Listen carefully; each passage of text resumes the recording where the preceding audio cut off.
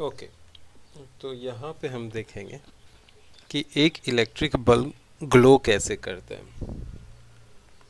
तो मान लो हमारे पास यहाँ एक इलेक्ट्रिक बल्ब है, इसको आप बैटरी से कनेक्ट करते हो।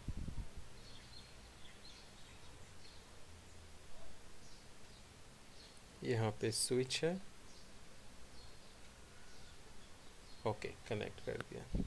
तो जैसे ही ये बैटरी से कनेक्ट होती है, स्विच ऑन होती है, तो करंट हमेशा बैटरी के पॉजिटिव टर्मिनल से यानी इस साइड से निकलेगा और कुछ इस तरह से होते हुए, यहाँ से होते हुए ऐसे ये इस साइड आ जाएगा।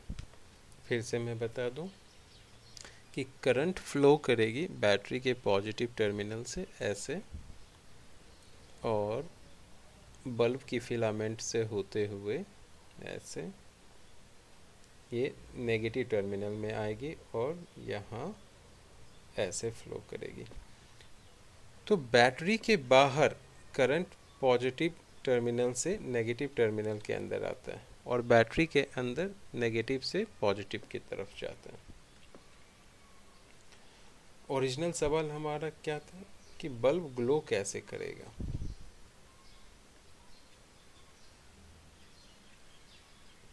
तो जब ये करंट फ्लो करती है इस सर्किट में, तो सर्किट की रेजिस्टेंस होती है। मान लो सर्किट की रेजिस्टेंस है कुछ आर, और बल्ब की अपनी भी एक रेजिस्टेंस होती है, और बल्ब की जो रेजिस्टेंस है मान लो आर बी है, स्मॉल बी लिख देता हूँ।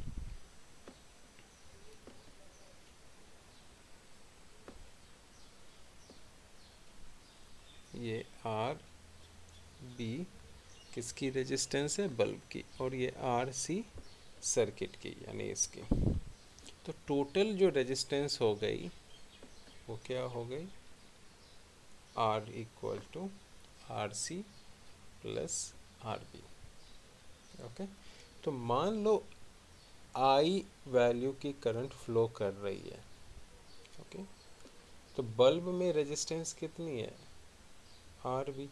जब भी करंट किसी रेजिस्टेंस में फ्लो करता है तो रेजिस्टेंस गर्म होता है। यहाँ पे बल्ब की फिलामेंट भी क्या होगी, गर्म होगी, और गर्म होते होते उसकी टेम्परेचर इतनी ज़्यादा हो जाएगी कि वो ग्लो करना स्टार्ट करेगी।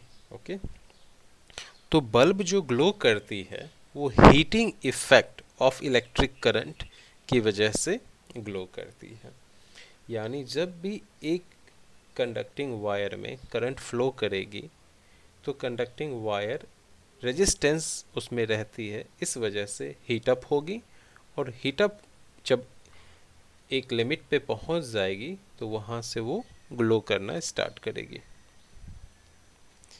अब इसी heating effect of electric current का दूसरा एग्जाम्पल है आयरन बॉक्स और गीजर वगैरह जो होती है। ठीक है, आयरन बॉक्स में भी क्या होते हैं, आयरन लगे हुए होते। आयरन बॉक्स में जो कॉइल होती है वो नाइक्रोम की बनी हुई होती है। ओके, तो जब उस नाइक्रोम की वायर में करंट फ्लो करती है तो नाइक्रोम की वायर गर्म होती है और उसी हीट को ट्रांसफ़र की जाती है मेटल की प्लेट में, और जिससे हम अपने कपड़े को प्रेस करते हैं। ठीक है, तो आयरन बॉक्स जो है उसमें क्या होती है, नाइक्रोम की वायर होती है, और उस नाइक्रोम की वायर में जब करंट फ्लो करती है तो वो वायर क्या होती है, रेजिस्टेंस होने की वजह से हीटअप होती है, और उसी हीट का यूज करते हैं प्रेस करने के लिए। तो ये दूसरा एग्जाम्पल था heating effect of electric current का। अब आएंगे तीसरे एग्जाम्पल्स, गीज़र। गीज़र जो हम नहाने के पानी को गर्म करते हैं या खाना बनाते हैं हीटर के ऊपर, उसमें भी सेम कॉन्सेप्ट्स है।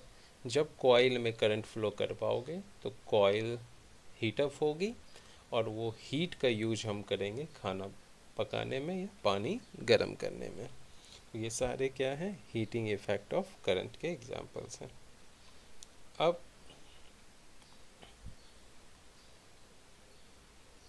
जूल्स लॉ ऑफ हीटिंग को रीड करेंगे। जूल्स लॉ ऑफ हीटिंग, ठीक है। तो मान लो कोई भी एक कंडक्टर है, ये एक कंडक्टर है, वायर है, कॉपर की वायर है। इसको आप एक बैटरी से कनेक्ट करते हैं, तो यहाँ से करंट फ्लो करना स्टार्ट करेगी। इस कॉपर की वायर को हम दूसरी कलर दे देते हैं। अब जब ये करंट इसके अंदर फ्लो करेगी तो ये क्या होगी, हीट अप होगा। ये वायर क्या होगी, गर्म होगी, क्योंकि कंडक्टर है, इसके अंदर रेजिस्टेंस होता है और इसलिए ये क्या होती है, गर्म होती है। तो जो हीट निकलेगी, जो गर्मी उष्मा ऊर्जा निकलेगी, जो हीट एनर्जी निकलेगी, उसको मान लो H बोलते हैं। तो ये जो हीट एनर्जी निकलेगी वो डायरेक्टली प्रोपोर्शनल होगी इस करंट की जो वैल्यू है उसके स्क्वायर के। यानी करंट की वैल्यू जितनी ज़्यादा डालोगे उतनी ही ज़्यादा हीट जनरेट करेगी वायर, यानी हीट बढ़ेगी कब, जब आप करंट की वैल्यू बढ़ाओगे। ये भी देखा गया कि ये जो हीट निकलती है वो डायरेक्टली प्रोपोर्शनल होती है रेजिस्टेंस के। यानी इस कंडक्टर की रेजिस्टेंस क्या है, मान लो इसकी रेजिस्टेंस R है, तो ये इसके प्रोपोर्शनल होगी। यानी अगर रेजिस्टेंस कंडक्टर की ज़्यादा होगी तो वो कंडक्टर के अंदर से जब करंट फ्लो करेगा तो उससे हीट भी ज़्यादा उत्सर्जित होगी, निकलेगी। और तीसरा जो चीज़ है जिस पे हीट डिपेंड करती है वो है टाइम।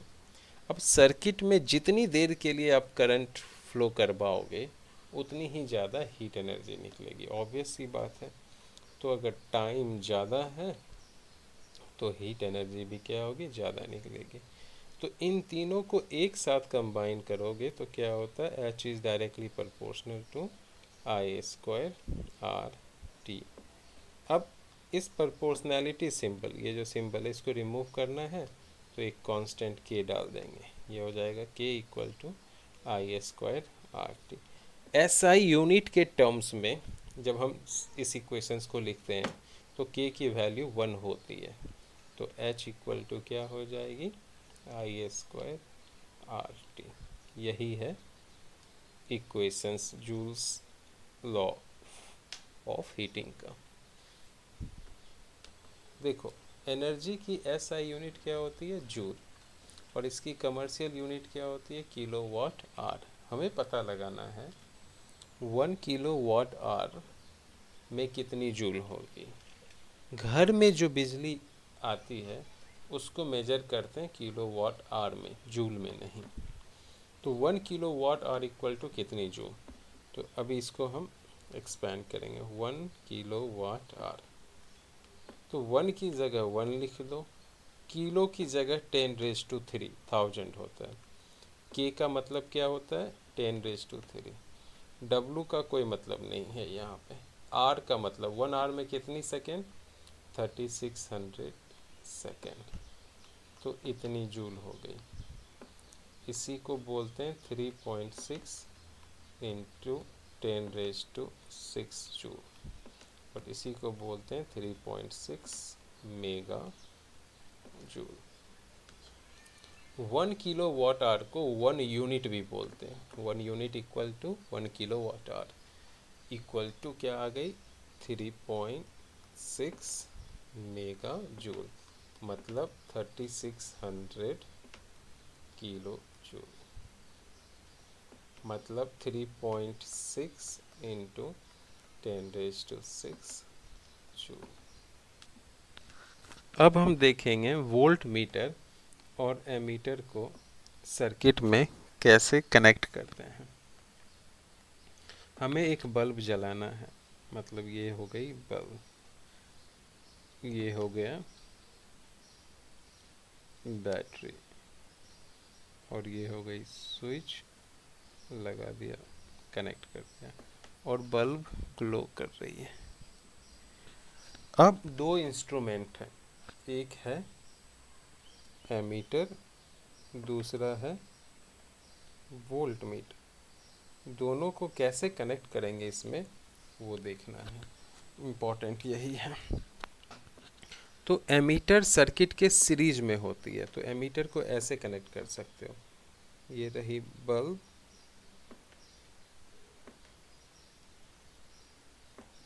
ठीक है, ये रही बैटरी।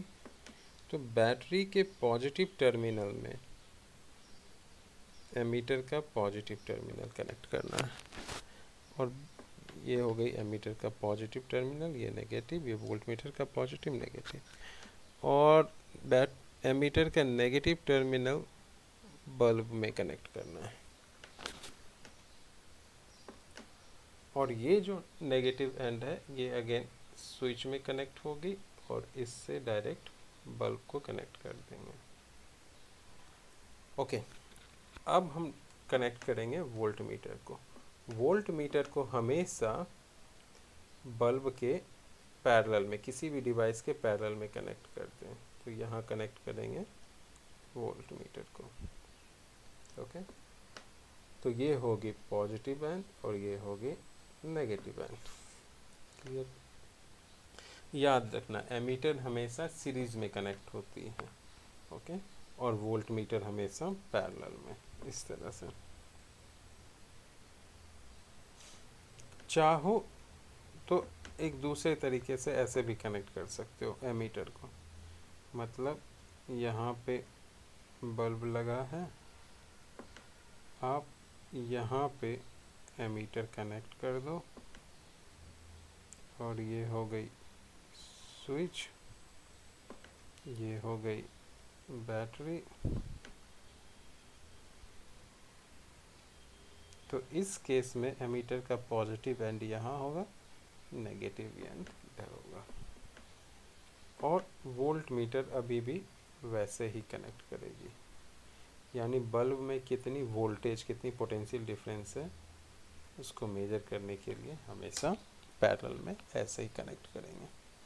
ओके, तो ये तरीका है एमीटर और वोल्ट मीटर को कनेक्ट करने का। एमीटर हमेशा कैसे कनेक्ट होती है, सीरीज में।